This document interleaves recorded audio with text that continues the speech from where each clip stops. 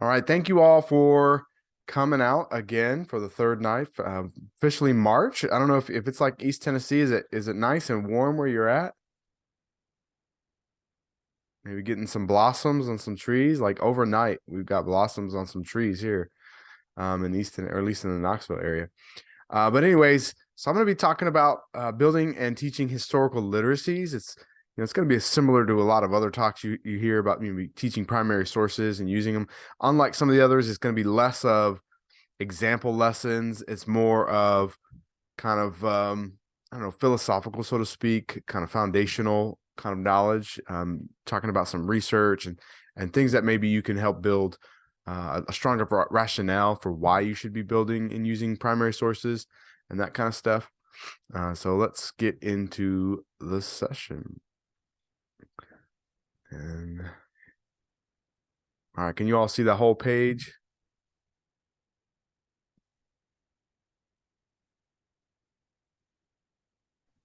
Good. All right, I got multiple screens here, so I'll be able to keep track of the. Yes, there you go. Keeping track of the chat and trying to keep track of your cameras. So, has anyone heard? Every teacher is a reading teacher. Heard that before? We'll kind of be building off of that and maybe refute it a little bit. That not every teacher necessarily is a reading teacher in the traditional sense that you are teaching the generic reading, but we are teaching students to read the content that we want them to learn, right? And so we're going to be talking about that. So I teach a course to be fair. I teach a course about this, and largely borrowing that. And so when you poll students, oftentimes they can kind of categorize teachers, us as social studies teachers, in one of these ways. Maybe you're the teacher who simply just gives out worksheets or textbook work, and you make students kind of sit silently, quietly. Or maybe you're the one who gives them textbook work or worksheet work, but you let them work in groups and talk about things usually other than content. Then you also are the teacher who uses a lot of discussion. As a result, you probably use a decent amount of collaborative work. Then there's the teacher who shows a lot of movies or clips or something like that. And then we got the lecturer, and sometimes they can be described as being a very engaging lecturer. Maybe you engaging lecturer. Maybe you dress up or really change your voice and tone and volume quite well versus maybe someone little Ferris Bueller's Day Out type lecture. Kids wouldn't recognize that reference. Then you might be the technology infused teacher, social studies teacher, or the inquiry based teacher. I would argue that most kids wouldn't know to say that last bullet point, but they might say you make us do a lot of papers or something of that nature. So all of these, to be fair, every teacher, we're a little bit of all of those things to some degree. Depending on any given day, we might do one or two a little bit more than others.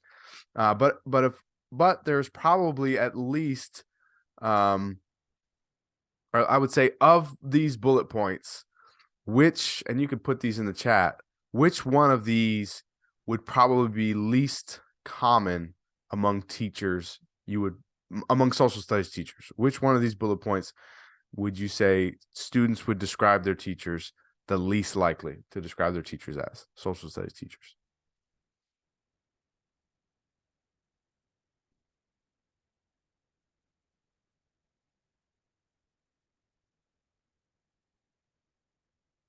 All right, we got inquiry based or tech focused. Inquiry based.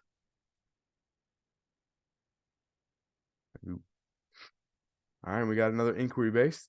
So, and I think you're right. Obviously, you guys, I think, but the fact that you're even showing up here, even virtually, or even maybe especially virtually, you're probably the rare few, compared to others.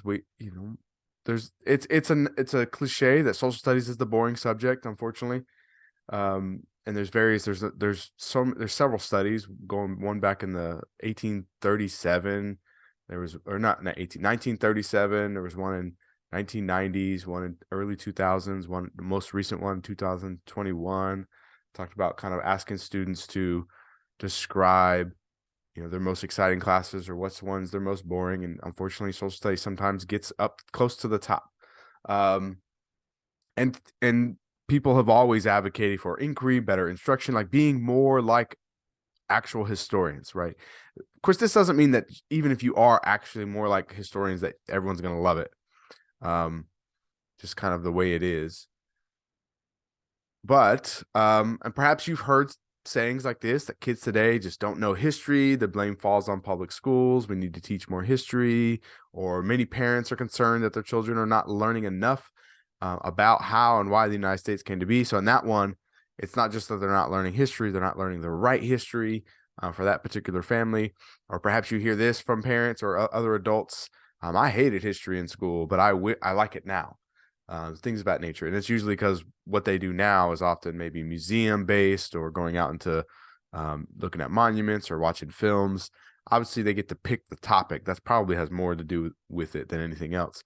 Not to mention they build their own personal history. As you get older, you start to have a history. And so you start to care a little bit more about it, I think.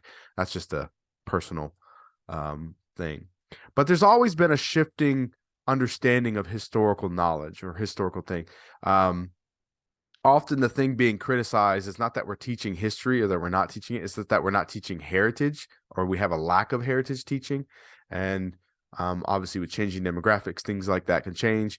And we've always had roughly the same amount of time to teach. And of course, with history, unlike maybe some other subjects, we always keep throwing on a lot more of our content onto it, or we discover new things about elements that we used to talk about in the past. So we have to maybe talk about them in different ways. So that makes it difficult. Now, this isn't new though. In fact, there was a study in 1917 by Bell McCullum. They were actually educational psychologists. They surveyed 1,500 people from K to 16, so up to college age in Texas, and they asked them about their historical knowledge. And so this is one of the examples. This is exactly from their article. And so these were some of the questions that they posed. They would give students 5 minutes, and they would give them a list of men, and they would tell students to fill in the blanks off to the side, describing an event, the most famous event that these men are associated with. And then they had the reverse. They had events, and you had to say the men. Then they had dates and events. Then they had events, and then you had to write the date. And then they even had, I think it was vocabulary. Yeah, vocabulary. And that was. And they gave them a timer, and it was pretty much just fill in the blank. So kind of a tough exam, in my opinion. Just nothing but straight fill in the blank. But the results, anyone want to guess how well the university students did? What was the best, what's the percentage you felt like university students? And these were, to be clear, they were University of Texas, Austin students in 1917. I don't know how prestigious UT was back then, but today it's one of the top, I think it's a top 10 public university in the country.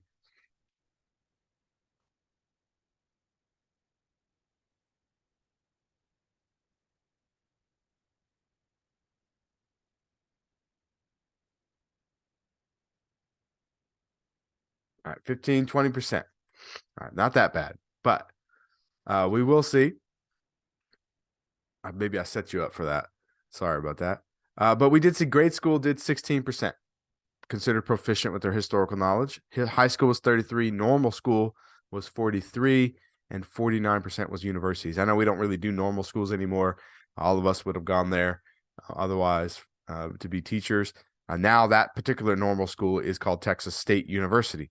But anyways, yeah, ultimately 49%, even at the highest level. And it makes sense why university students would be a little bit better than high school or middle school or elementary school students, right? But still not really great results. This is a brief overview of some of the same things I just showed you. I just took a screenshot from their actual paper. But one thing that was interesting, the third point, it says, in general, the biographical questions are more correctly answered than the dates or the historic terms. The latter set of questions is the more indicative of historical ability, which is kind of funny, saying that these authors thought that dates and historic terms was more indicative of historical ability, meaning ultimately it was all about understanding, memorizing names. The better you are at memorizing things, according to these two authors, the better you are at is more indicative of historical ability. And today, I just don't know if we generally agree with that. Most scholars and all of us say memorizing dates and names isn't indicative necessarily of historical ability. Sorry, I keep jumping out of two screens. And they keep going on. They eventually say boys were markedly superior to girls in almost every class, both from university down to grade school.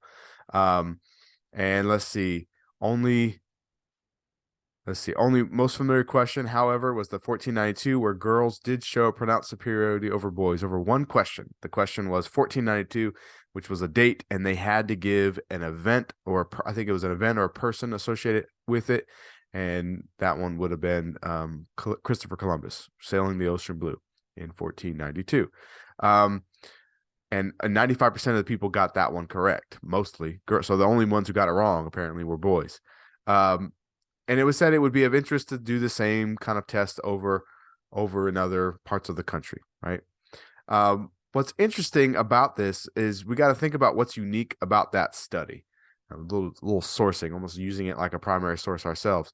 When was that study conducted? 1917. In fact, the country was most of the questions were U.S. history based. There were a few, like you saw with 1492, that were not U.S. history based, but they still kind of had a reason to why we should study him here.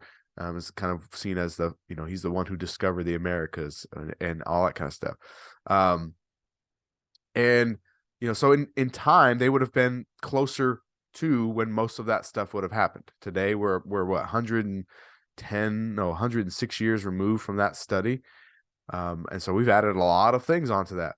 Where was the study conducted? It was conducted in Texas. So the University of Texas Normal School, and some of their public schools. What do we know about public schools in Texas in 1917? So who was the audience that were being examined? They were all white children because of the segregated nature of schools in Texas at that time. And also all the questions were of men. There was not a single woman in it. In fact, they even used the prompt was men and events and men. And of course, that was kind of what was studied. So that was kind of interesting. And they got everything going for them, I think, compared to today. If we were to give, other than the fact that they didn't do multiple choice. If they did multiple choice, maybe their scores would have been better instead of the fill in the blank. Other exams that were similar to it, 1943, the New York Times surveyed 7,000 first-year university students who got 24% of the exam correct. 1976, New York Times, 1,856 college freshmen who got 50% of them correct. Diane Ravitch and Chester Finn Jr. did something similar, looking at 11th graders who got 54.5% correct, which is really the best percentage that we will show you tonight. But even that's still not really great. And they were often criticized as a result of that, even in that paper. The NAEP exam, the National Assessment for Educational Progress, which they still do today. I just don't have the results for the newest ones. But 20% of fourth graders were proficient, 17% of eighth graders, and 12% of 12th graders. Now, this is history.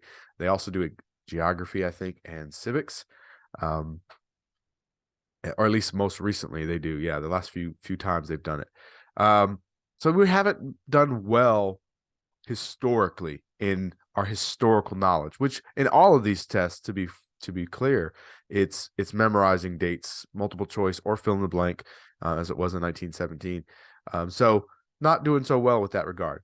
The question, though, of course, is if Americans are historically failing at history, why do we continue to teach using maybe traditional methods where teachers and students continue to describe us as being boring? Sometimes I've gotten to the profession, and I teach a lot of pre-service teachers, and they almost tell me, like, I want to be the not boring teacher. And one time I wrote a paper about that, and someone said, don't say that. And I was like, well, that's true. Like every teacher that I know of who wants to be a teacher, they say, I don't want to be the boring teacher. But why does it keep happening? Obviously, I think all of you as teachers, we realize that the nature of this profession can be difficult. So sometimes we will rely on a textbook, or we'll rely on certain methods that become kind of routine. And as a result, they could become mundane. Also, not every kid is excited about primary sources. They're not always intuitively exciting. But when we use and when we advocate for historical literacy, so this idea of building it, we really want to teach students to learn that history is not just memorizing facts and dates, that it is about gleaning historical accounts, gleaning from historical accounts and evidence. So from those facts and things, and in order to develop interpretations of the past and communicate interpretations to others. Now, that communication doesn't always have to be that traditional like 5-paragraph essay, and it doesn't mean we have to interpret every little thing that we have to teach in our curriculum. We just don't have time for that. But doing it a little bit more often to give them that experience. Now, when we glean from historical accounts, students need to know, and this is going to that kind of like why, when they ask that question, like, why do we need to learn this? Well, history is not just the past, which a lot of people think, oh, it's just anything in the past is history. Like, no, that's the past. The past is the past. History is the studying of the past from available evidence. You can't forget that last little bit.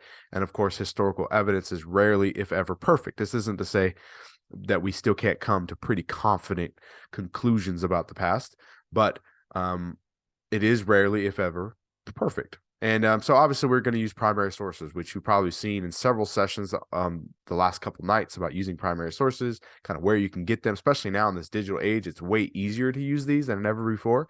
So unless you went to a museum or had these in your own person, you had, or had pictures of them in a textbook, you were never really going to use a primary source. Well, now we can do a lot more with them. So that's kind of great. Secondary sources as well. These are harder to use because they're really written at a high level, but we could certainly still use excerpts oftentimes. And one that we use all the time, although we don't necessarily refer it to as this, is the tertiary sources. It's always a mouthful, so I put the pronunciation in there.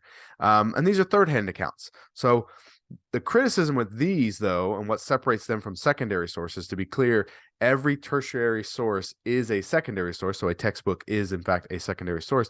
But what makes it different is we tend not to hear how evidence was weighed or how it was interpreted. We just simply are told this is what happened. Wikipedia, by the way, as you can probably see, encyclopedia articles, those come across as, those are expository texts. They come across as this is what happened. The one difference with Wikipedia, to be a little bit better on their end, is they do put those little footnotes in there to kind of show you where they got their evidence from. Although they don't necessarily, some articles, depends on how popular that particular page is, can be better than others on Wikipedia. And over time, I know when Wikipedia, you might remember when Wikipedia first came out, it was, kind of people like, oh, don't use Wikipedia. And I would say, Wikipedia is probably way better than it ever used to be. It might be better than some textbooks and some on the specific topics. All right, and so little image, kind of graphic organizer or figure representing this.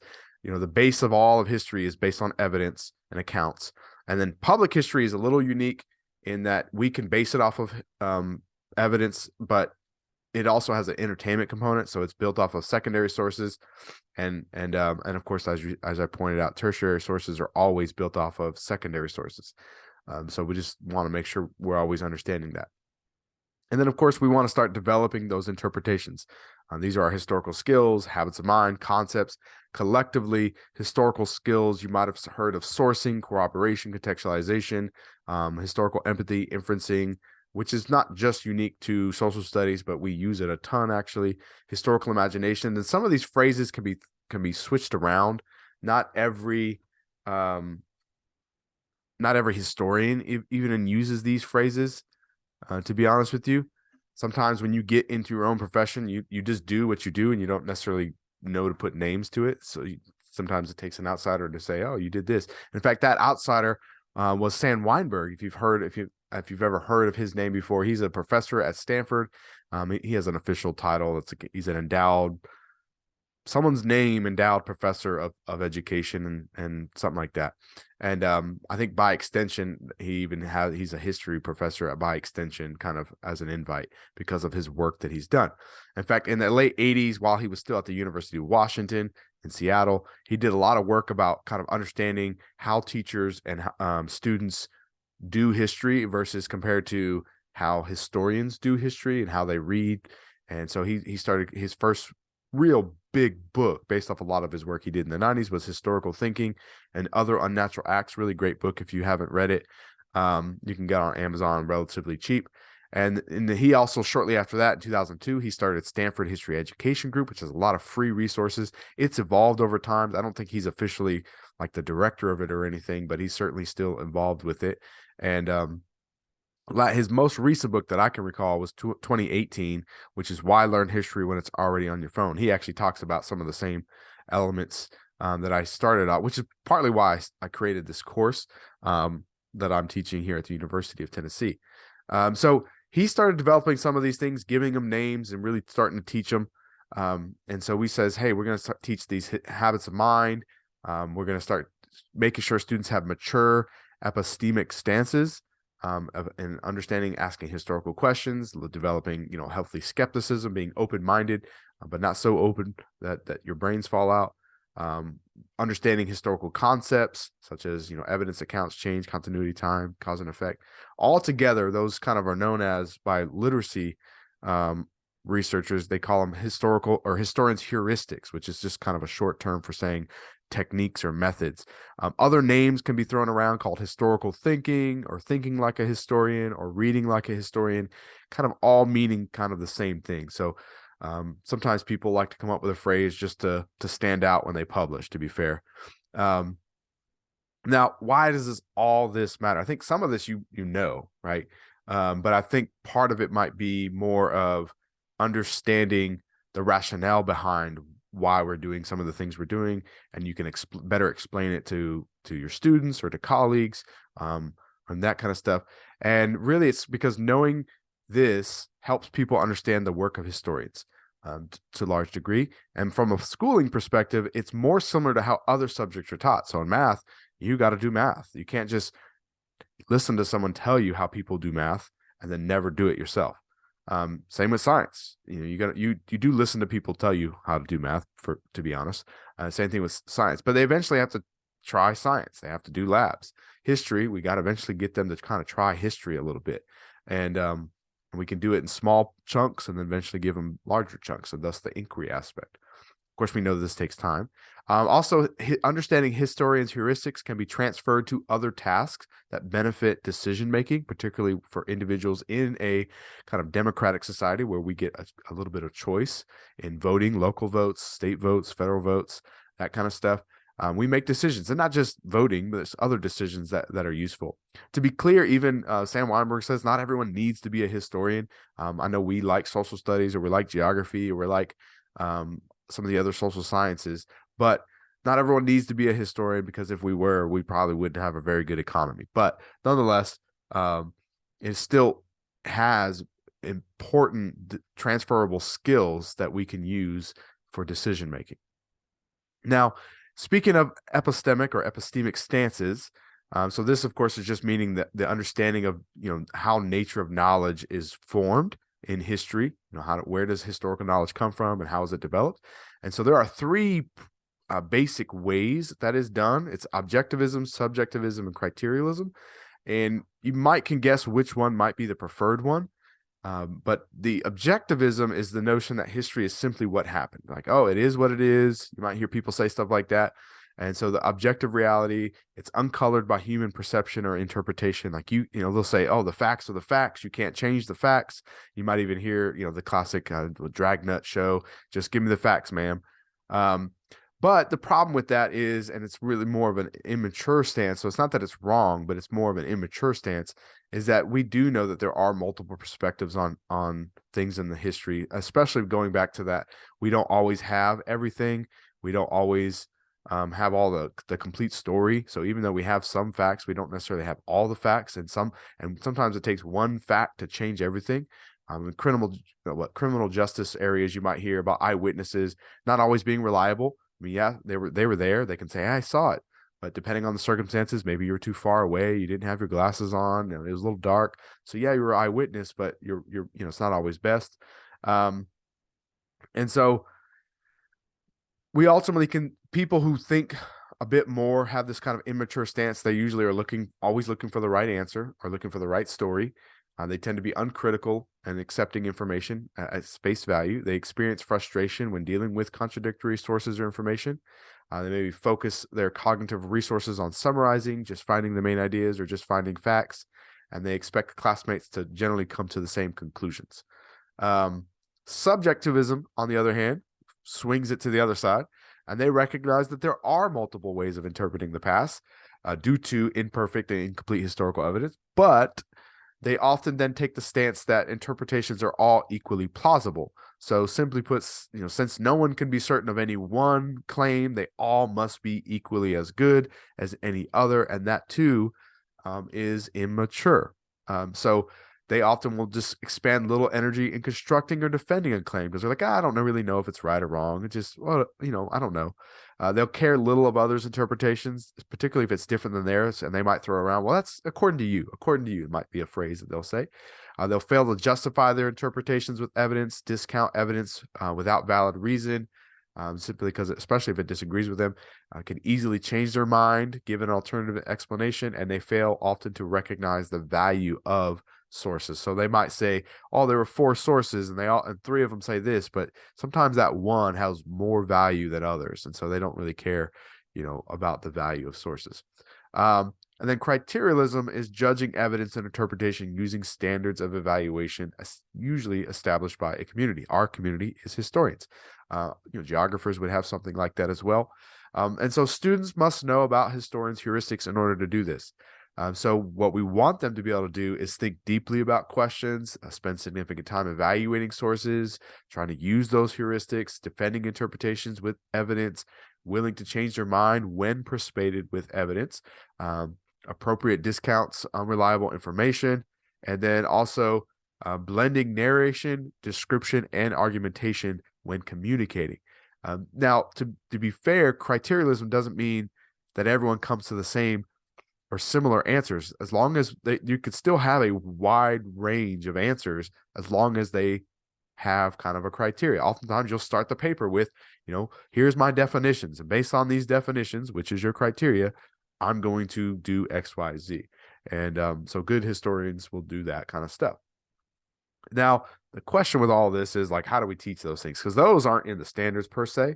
I think they're kind of hinted at, but like those phrases are not in our standards. And we already struggle teaching the actual facts, let alone teaching them how to truly, truly weigh those facts.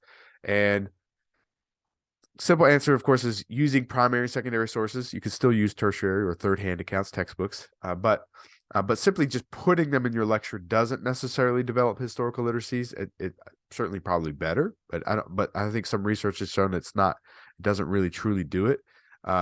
So the ultimate answer is you got to conduct inquiries. You got to ask questions, get students to understand those questions, eventually maybe even ask their own questions. So you can get guided inquiries and that kind of stuff. There is criticism from historians that the type of inquiry that we often see and advocated for in the K-12 classroom is not really history. That's not what we do in history, they might say. And so it's history light, and we've got to acknowledge that. It's not 100% accurate. In fact, Sam Weinberg, he's willing to say that we can change vocabulary words in primary sources to make it more easily legible for students to read. Well, the purist out there would say, well, that's no longer a primary source. You've changed the word. And they're right, but again, we have a different purpose. So we're not literally trying to create entirely new interpretations that have never been seen before. We often still are regurgitating widely held interpretations by historians, and because of that, we have a little bit of freedom to play within those realms in the K-12 world. Now the question is, how many inquiries do we have to do? You hear many people say, oh, do more inquiry, and there's not really a hard answer on that, but there is some research. Her name is Chauncey Montesano and Susan De La Paz. They've written some stuff on this, and they've talked about having 3 to 5, maybe even 6 inquiries, and each inquiry taking 2 to 3 days, depending on if you're doing like 45 minutes versus 60 minutes, or if you have like a 90-minute class. And so doing those throughout the year, and you have a specific kind of purpose. The last one is a bit more independent versus the first one.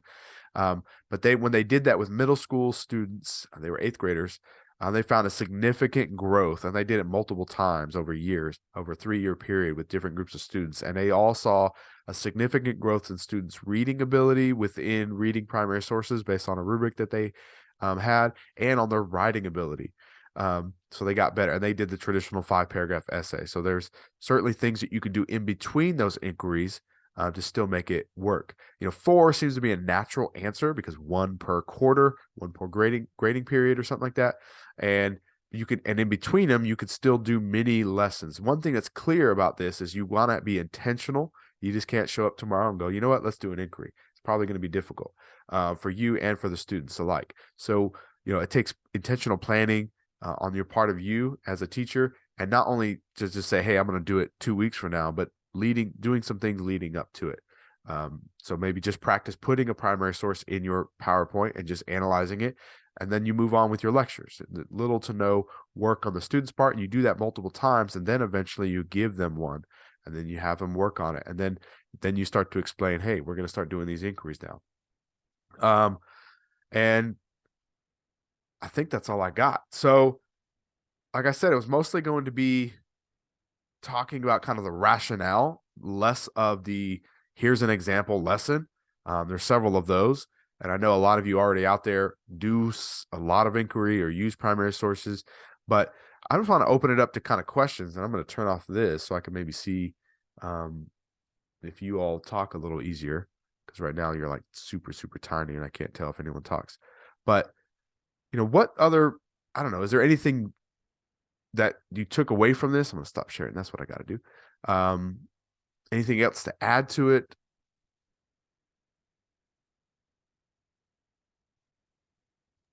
This is Karen. I'll talk. Hi, Karen. Hey, I teach 4th grade science and social studies, and the way I approach my history is sort of through a scientific lens. Mm-hmm. I do kind of the same thing that I do with phenomena in science, using primary sources a lot of times. But then I also offer extension opportunities with multiple sources so they can do some comparing and contrasting of facts.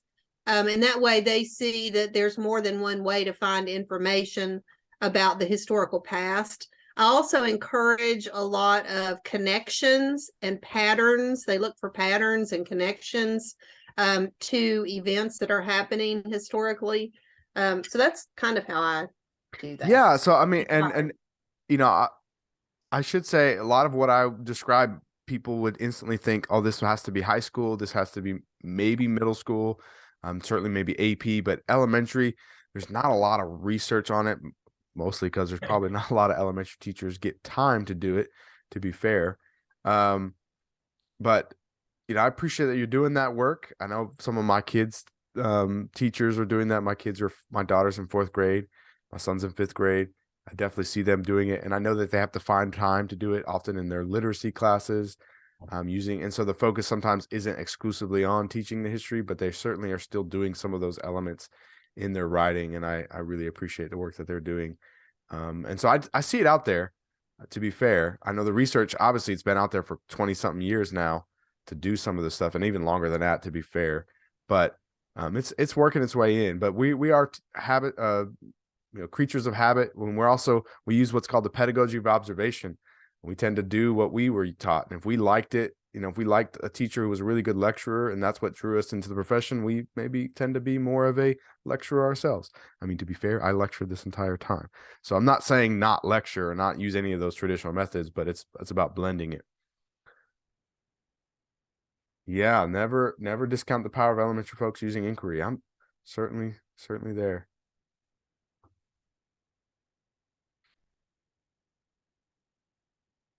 And I know historians probably don't use the word phenomena as much, but I think geographers do. That's for sure.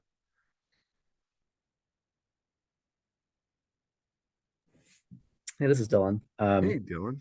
I think it's worth it to kind of expound on something you said earlier about either including primary sources in your lecture or talk about them, and that's modeling, right? I think I teach at the high school level, and it's very easy to fall into the trap of thinking that reading and analysis or inquiries is a natural skill when it's really not. So taking the time to actually model that, I just wanted to refer to what you said there, because I think that's very important. Yeah. So even if, and that's one thing I'd like to do with my lectures. So putting it in your lecture, and I've seen teachers do this. I probably have been guilty of doing this. You put it in and you'll say, look at this primary source. You see this, and then you move on, and then you ask them later, like, did you analyze primary sources? Or like, yeah, our students analyze primary sources. And it was more like you talked about it, but the students themselves didn't do it themselves. And I've been guilty of it. But sometimes you don't have to do it probably with everything, because we often don't have time for that, but giving them intentional practice to say, all right, let's practice doing this. And as you said, Dylan, let me model how to do it. And that's doing think alouds. It's a cognitive process. And we watch, and if you like history, like maybe you've seen, they're not maybe as popular today as they once were, but I think that teachers still use them a ton. The crash course, 10-minute crash course videos, and a lot of history teachers love it. They're like, man, this thing is so cool, it's so quick. But if you don't have a good, strong prior knowledge and you watch one of those videos, it just can go right over your head. And so we can be attracted to primary sources and someone showing us things, and we can do the work in our head because we have some prior knowledge. I liken it to, if you've ever watched professional athletes talk about, like football players particularly, talk about a play, they can like talk, oh, do this. And the other person can be like, oh yeah. But then someone who doesn't know the sports is like, I don't know what you're talking about. And someone who can know the sport, but just not know that specific lingo, liken that with historians. Sometimes we can do that with our sources. I'm sure mathematicians do it. I'm sure every discipline has it. Even the teaching profession, if you talk to non-teachers about things, they can be lost sometimes about things that we talk about. And that's why what we call the jargon or lexicon of what we have. Yeah, we got to teach students how to learn before we can teach them. And it's not going to happen overnight, but I think we're working in a better way. But unfortunately, we don't have any assessments on students' historical thinking skills and their historical literacies. We still are stuck to the facts, which 1917, which is apparently the most important thing about historical analyses. But how do we move away from that? It's difficult. I know there's an economic crunch of how do we actually grade essays. I don't know if you're an AP reader. I mean, it's a nightmare. It's a big event to read AP exams because it takes a bit of work to do that stuff. So I get it, but yeah.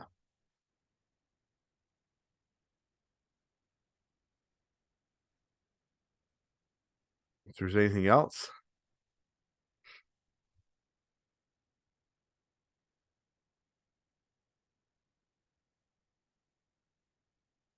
Hi, Josh. It's Hey. Annie. I have a Hey, question. Annie, how are you?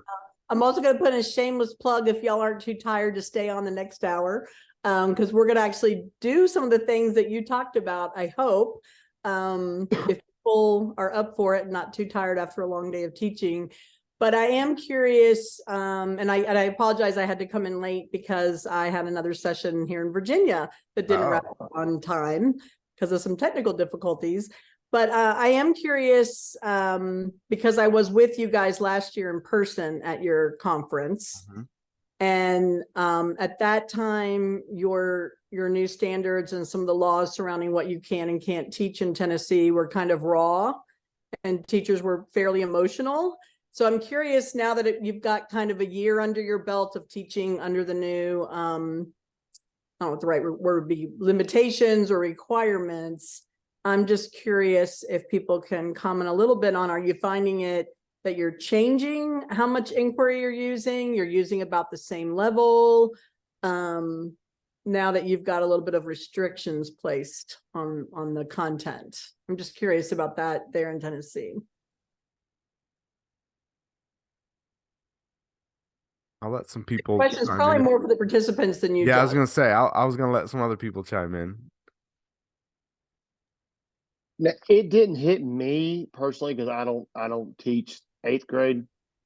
But we had a teacher at 8th grade at my particular school that had done an assignment they had done for years, and it didn't come off with the new limitation. It came off.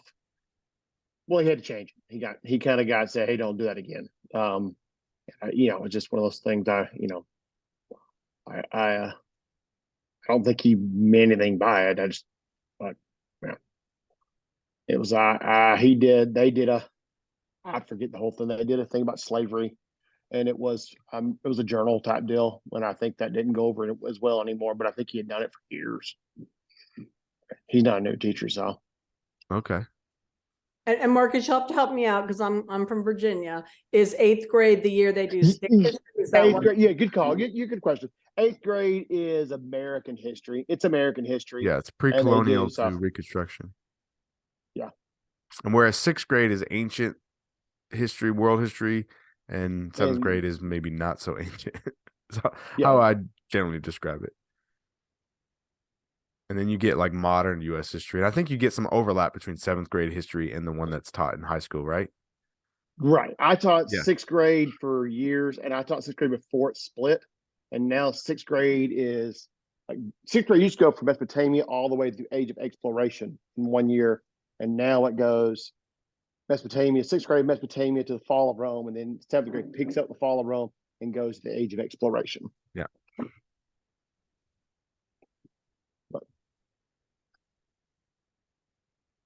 But I haven't noticed a whole lot of issues there. But now I've always taught, because religions have always been a big thing that I know that would hit. I guess now slavery, I'm a little more thought about it. But now I always tell kids, especially when it comes to religion, I always use the phrase, first to start off and tell them this class is not designed to tell you what you should or shouldn't believe. I'm going to put it out there. And if you have questions about what you should or shouldn't believe, that's for home. But I always try to use the phrase according to Islam, according to Christianity, according to whatever religion we're talking about. And the one that's always worked well for me is if we had anything in a religion that I needed to kind of like get controversial or pitted against, just there's times you go, I got to pit something, I got to get this. I've always created my own religion, like brewerism. So Mr. Brewer, I go by brewerism, and I would kind of like that way. I'll tell the parents, I go, you can't be offended by a religion that's not real. So like I'll pick questions you shouldn't ask, questions you should ask, and ways to ask them, stuff like that. If that makes sense. Because the kids have a lot of questions, especially with the religions they don't know much about. Right. Yeah. Sorry.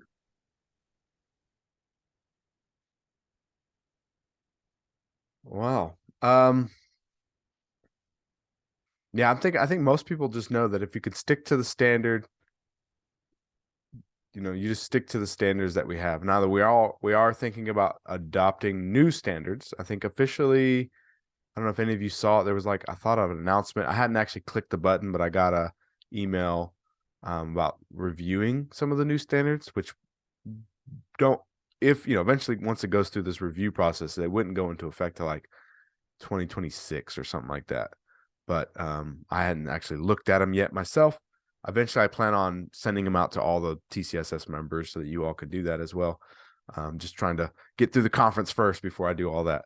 But yeah, always updating it. Always updating it. So that would be the new standards for all Tennessee teachers in social studies. And so, yeah, I think there was going to be the new social study standards. Like right now, it's still in the review stage.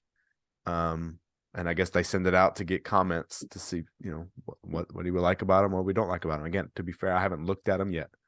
But you're going to send those to us, or can we see them now? You could probably Google it right now.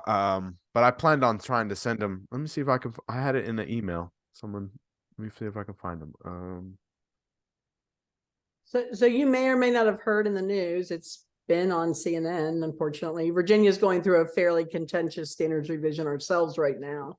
And our superintendent resigned this morning. So that should be fun. Oh, I did not hear that. Yeah.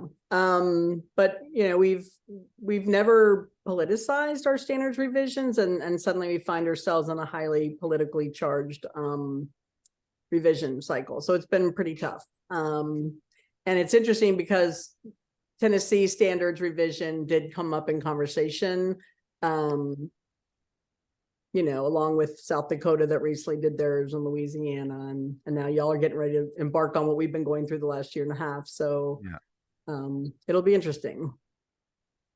Yeah. So I think I just put it in the chat. That's the the thing I got from the Tennessee State Board of Education. Actually, I didn't get it from them. Someone gave it to me, but to share to our members. I said I'll do it after the conference. Hey, I appreciate it. Yeah, no problem. All right. Well, I think I'll end it there. We'll have Annie's session. I think you're the next one, right, Annie? I should have it memorized, but I don't.